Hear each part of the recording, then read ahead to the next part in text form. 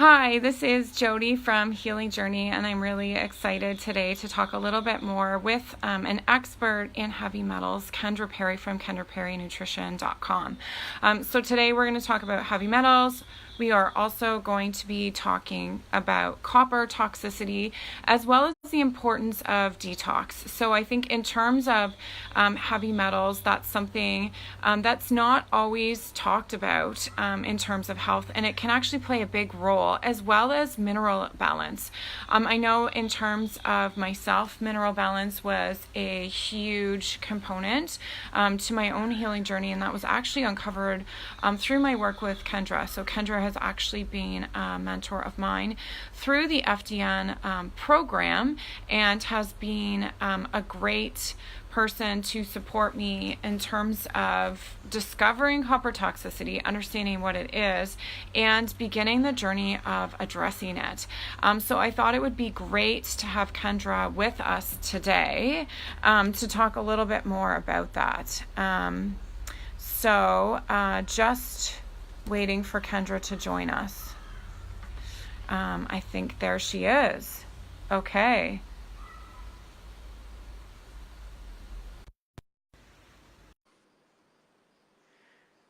So Kendra has worked in the functional health realm for quite a while.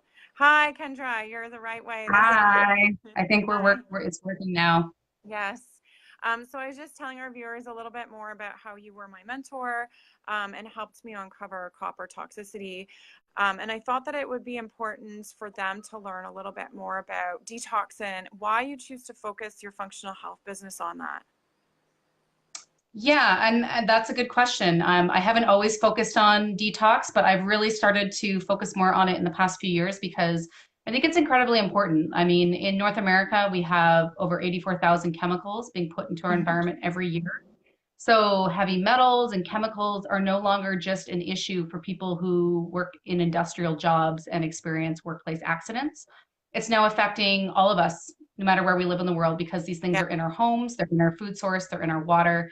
And a lot of these chemicals interfere with hormones. They cause fatigue. They cause us to gain weight by messing with our blood sugar and our hormones. And I really don't think it's possible to be healthy in today's world without incorporating detox into your daily life. Yeah, and I tend to agree with you. I mean, the deeper I've gone into my own health journey, I've started to Mhm. realize that metals and mineral imbalances have played a huge role. I know when I started to work on that, huge brain fog lifted that I didn't even realize was Mhm. related to heavy metals, right?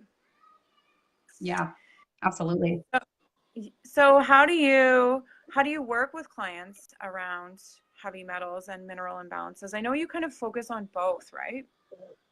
Yeah. Yeah, I would never do a heavy metal detox without addressing minerals. I think that can be really dangerous and it has the potential to make someone worse. And I Mm, mean, typically, I guess like the conventional way to detox for metals is to, get tested and then go through something like DMSA, which is a heavy duty chelator. So it binds to metals and it pulls them out of the kidneys. But this is really, really hard on the kidneys. mhm. And I think we have to keep in mind that sometimes the body might actually be utilizing metals in place of minerals that are deficient. So, an example of this would be calcium and lead.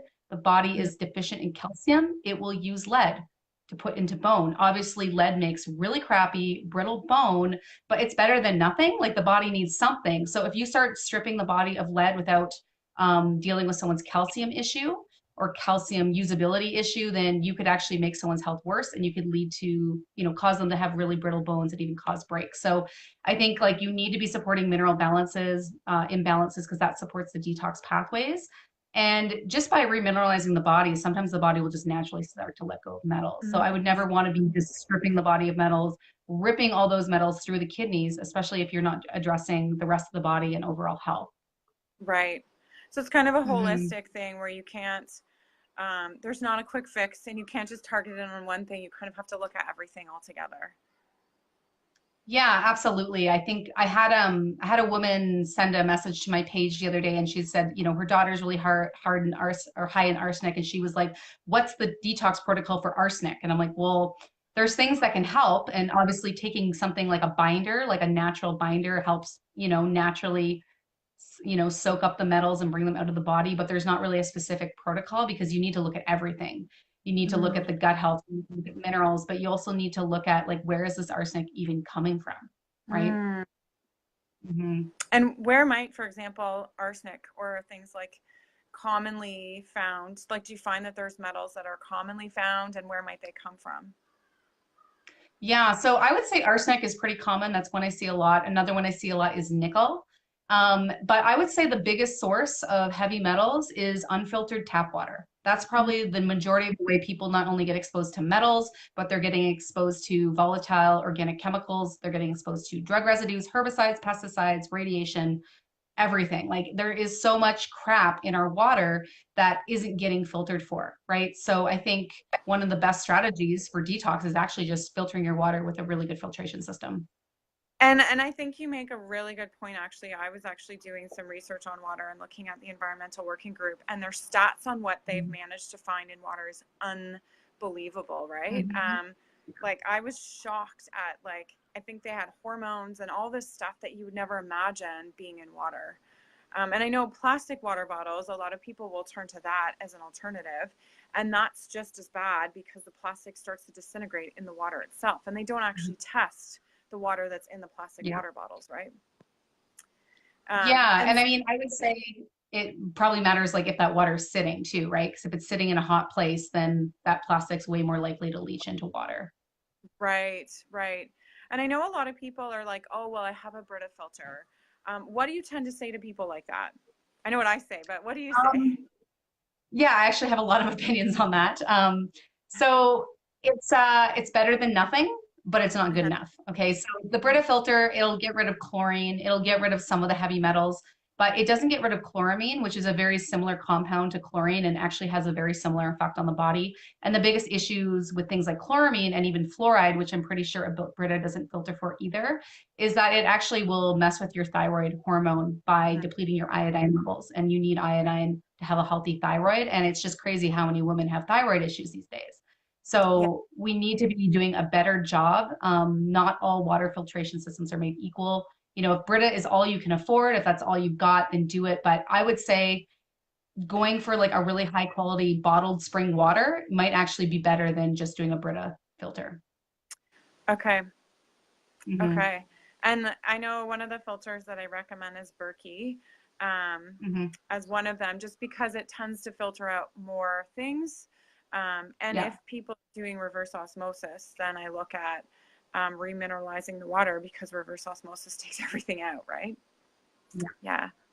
Yeah. And then I know something that's pretty hot for me, just because of my own health journey, and you actually helped me discover, was copper toxicity.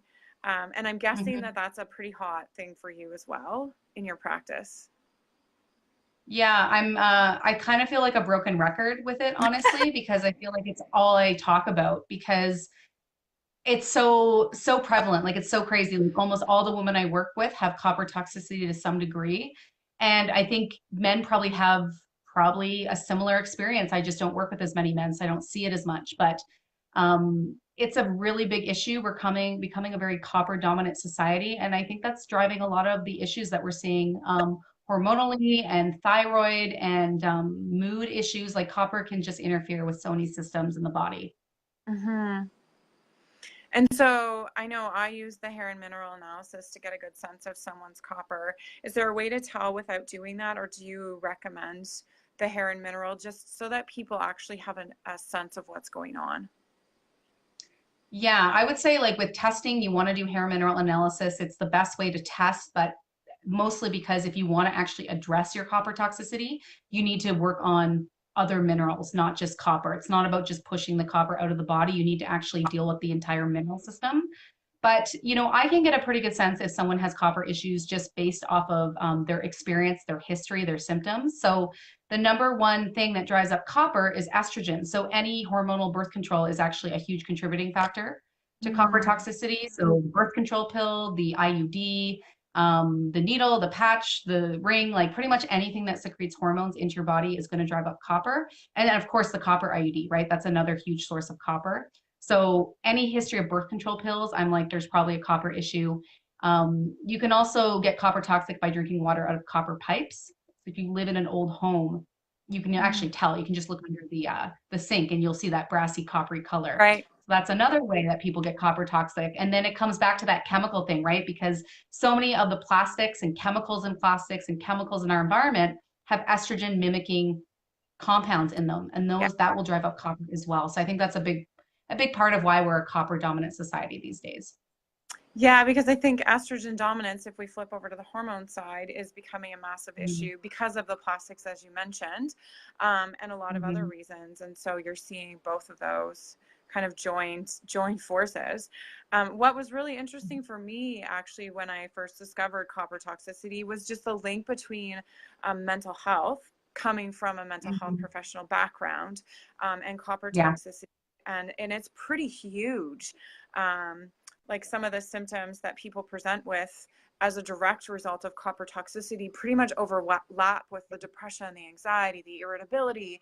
So a Mhm. lot of the things that we're seeing in the mental health field and treating, and again, that's not to say that therapy is not helpful, and it does have its place, but often I think addressing copper toxicity or even looking for it when we are seeing some of those mental health presentations is a huge piece of the puzzle as well.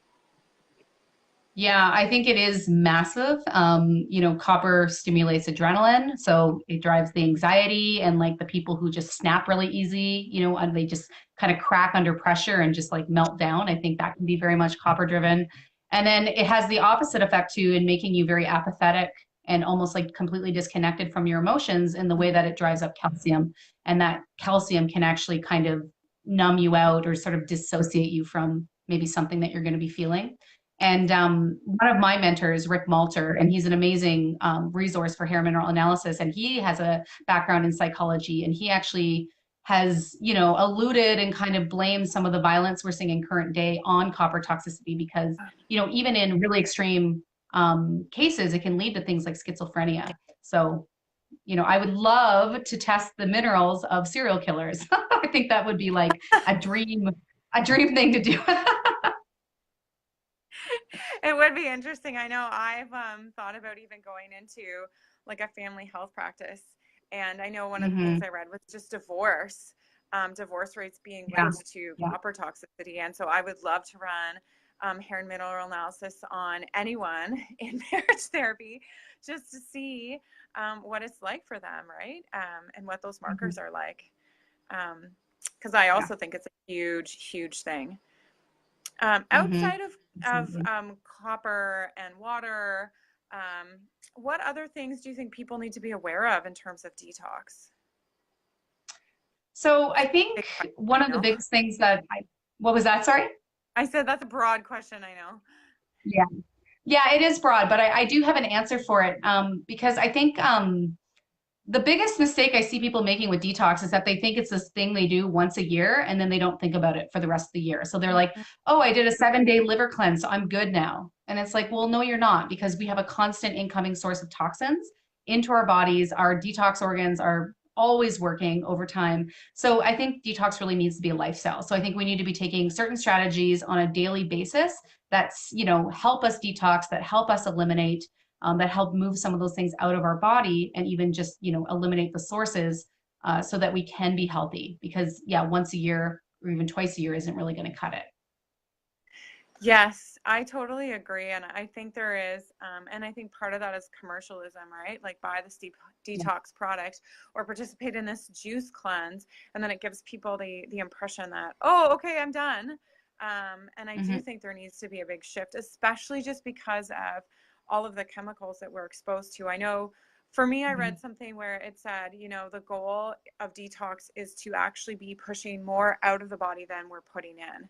And that was kind of a Yeah. huge, so simple, but I thought about it and I Hmm. was like, I don't even know if very many people are able to do that, right? Because I think about, Hmm. I think about exposure from the minute I wake up to like, showering in unfiltered water to putting on fragrance and all of those kinds of products to washing my hand with hand soap. And I mean, I haven't even Yeah. gotten out the door into a car, which might have gasoline that's like toxifying my system. And already I've been Hmm. exposed to thousands of chemicals that, I mean, 100 years ago weren't even on my radar, right?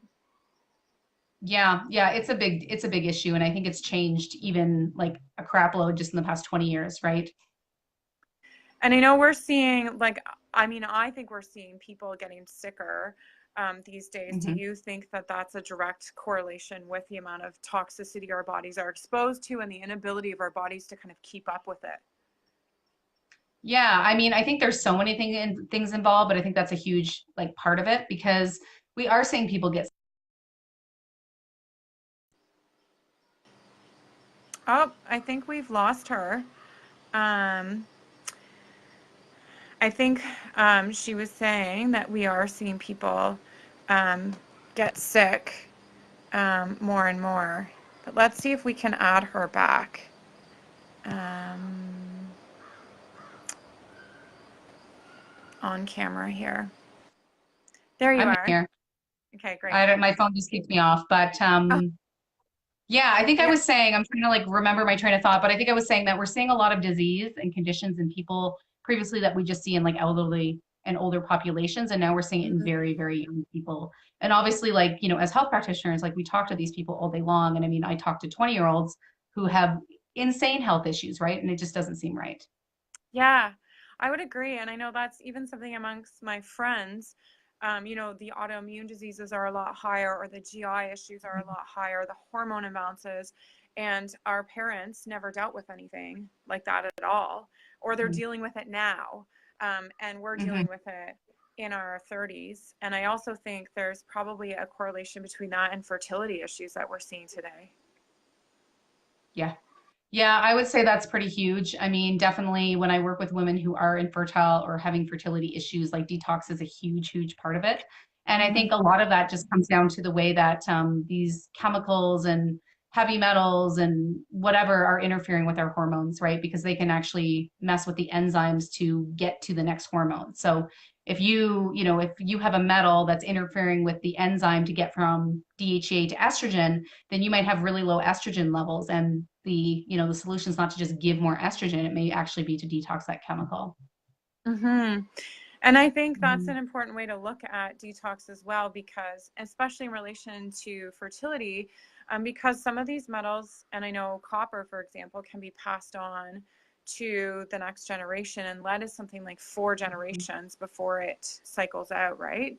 And so Mhm. that's where detox becomes a not just like, oh, I just need to get pregnant, but also I want a healthy pregnancy and a healthy fetus, right? Yeah, absolutely. And I think coming back to the copper thing, yeah, copper is passed down in utero. So another thing I always ask my clients is, was your mother on birth control? Because sometimes just knowing that your mother was on birth control is enough for me to just get an idea that you might have a copper issue. Yeah. So, I mean, lots to talk about in terms of detox, right? It's a whole world of Mhm. information that I think Yeah. people are just becoming aware of now. And I know I'm starting to do in my practice a bit of a deeper dive into the detox in addition to gut Mhm. health and hormone health as well. Yeah, I think that's awesome. And I think your clients will benefit from that a lot. Hmm. So, any take homes that people can do like right away in terms of detox? What would you recommend? So I kind of have three things that I think everyone needs to be doing on a regular basis. Number one, we've talked about that is drinking pure filtered water. Berkey is awesome. Pure Effects is one that I use. Getting like trying to get access to spring water, like clean, pure water is so basic that if you're not drinking it, you're going to have issues. So that's number one. Number two is to get in a sauna and sweat because that is Mhm. actually a great way to detox. A lot of toxins leave our body through the sweat glands, and there's some toxins that only leave our body through the sweat glands. So that is actually a great strategy is to get in any sauna. It doesn't matter if it's infrared, it doesn't matter if it's a regular Scandinavian sauna, just get in there, sweat, and a lot of toxins will come out through your skin. So I would say if you're going to do that, make sure you have a towel so you're constantly wiping that sweat off your body and then have a Mm. cold shower afterwards to close your pores. So that would be number two. And then number three would be to take binders. I think we can all benefit from taking binders. Binders are basically just glorified fiber, and that fiber will bind to toxins and bring it out of the body. And there are three or four I use a lot. Activated charcoal is one of them. Modified citrus pectin is another great one. Chitosan is a very good one, but it does come from shellfish. So if you have a fish allergy, it's probably not for you. And then psyllium husk is a really great Mhm. fiber you can take as well that helps dump toxins out of the body and prevent them from being recirculated. And psyllium husk is just Metamucil without the sugar, right? Exactly. Yeah, and I know myself, I use Microbe Formulas products as well. They're heavy metal and virus binder is a pretty great product as well. That's not harmful. I know we talked about some harmful detox options earlier on, and those are, I think, the ones that we're talking about are pretty safe options for people, right?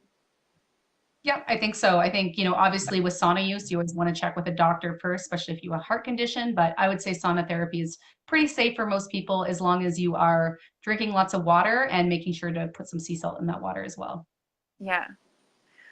Well, thank you so much for your joining us today and sharing your You're welcome. detox experience. It's been lovely to speak with you. Yeah, you too. Thanks so much for having me on. It was awesome. Okay. Have a good day. You too. Take care. Okay. Bye.